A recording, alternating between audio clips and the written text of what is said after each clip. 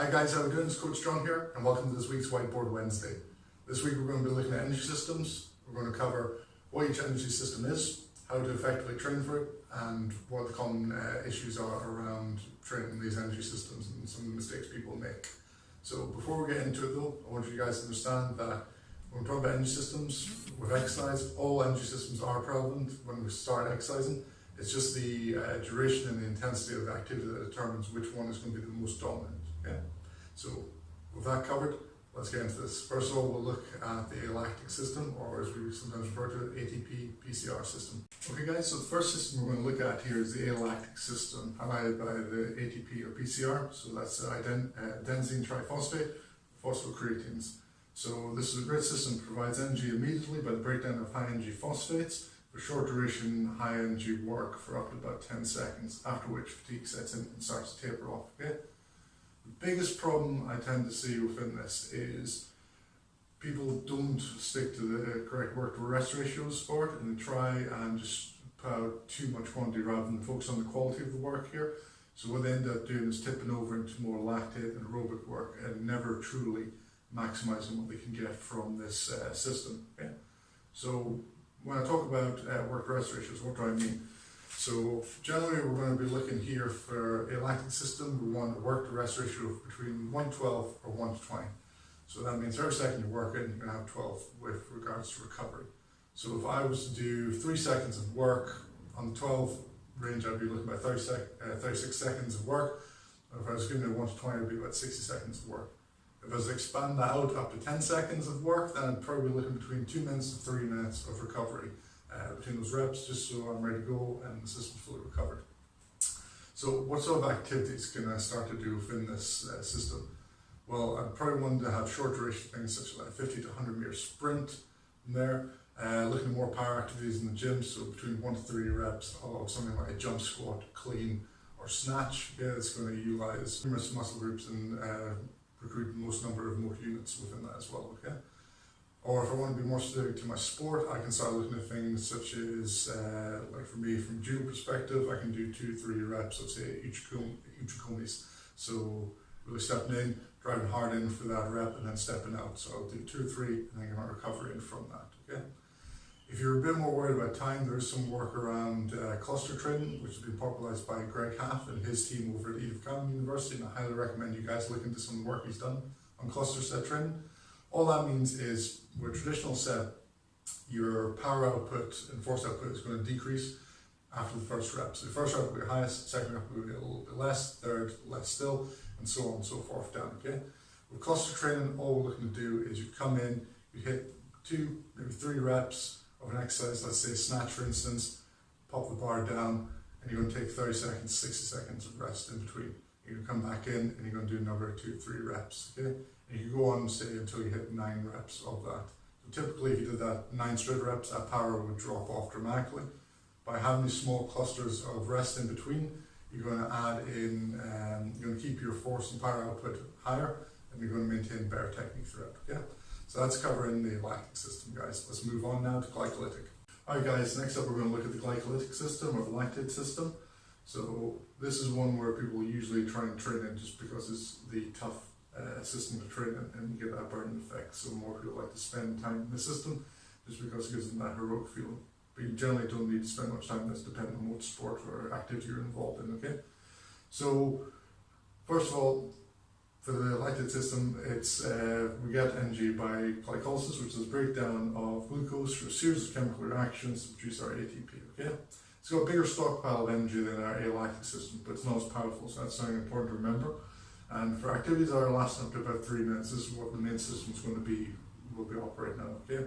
So for activities such as like 400, 800 meters in athletics, track cycling events, or more combative sports like wrestling, judo, MMA, that's just to name a few of them, okay? Now typically work to rest ratio here is going to be a little bit short compared to our alactic stuff was. So we'll be looking anywhere from 1 to 3 work to rest for more like tolerance work, whereas we'll push that up to about 1 to 5 for greater removal through the system of any substrates. So how do we typically train for improving the glycolytic system? Well, the common one is through circuit training, is most commonly used. So my recommendation would be something like you'd say you choose 30 seconds of work for each exercise you had in your circuit, and you'd work anywhere from 2 to 3 minutes of total work per rep. I'd take 60 to 90 seconds off after that 2-3 minute block, and then come back in and do another circuit of 2-3 minutes. And I repeat that sequence about 2 to 4 times before I took an extended rest of about 6 minutes between my sets. Yeah. Now, other options I could have here are to build more lactic capacity, which is just the ability to tolerate higher levels of fatigue. So I could have a 90-second rep, followed that by like 1 to 2 minutes of rest between each rep. I'd come back in and do say 3 reps per set. After I'd done all 3 reps of that set, I'd take an extended 4 to 6 minutes of rest between those sets. Other option I've got available to me would be lactic power. So with lactic power, we're looking to maximize how much power the lactic system can actually produce. So I would have, say, a rep of 20 to 40 seconds of work, but this is max output. Okay, you've got to really put out when you're doing this rep. I'd follow that up by 1 to 3 minutes of rest for that rep, and I'd repeat that 3 to 4 times in one set. Once I complete that set, I'd take 8 minutes of rest in between before coming back in and repeating those 3 reps of 20 to 40 seconds. Okay. Now for both capacity and power, you can use anything. So you could do running, you could use the bike if you want, or the rower. If you're in the gym from a martial arts standpoint, you could do something like takedowns, you could do heavy strikings, such as kicks or punches, or throwing a dummy around. So it's just all about what you've got available to you and where you're trying to be specific to. Okay? So just some different options there. Alright guys, we're going to move on finally to the aerobic system.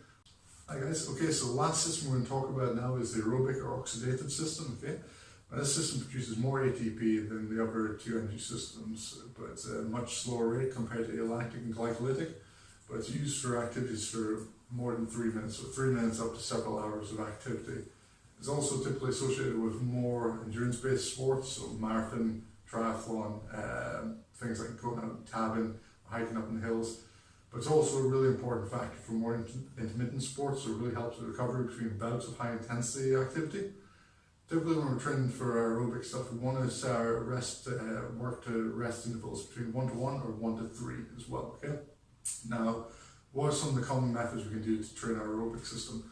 Well, first off, the most common one used is aerobic capacity development or base building. Okay, so this is your traditional low intensity, long duration work, utilizing things such as running, cycling, or swimming as aerobic activities. But you can also do things such as like bag work or light drilling if you're in the martial arts aspect. Okay, and this is for things that are like 30 minutes and above of training. So you could be 30 minutes up to hour and a half, 2 hours of training. Okay, and it's just putting that capacity at a low intensity level, around about 60% of your max.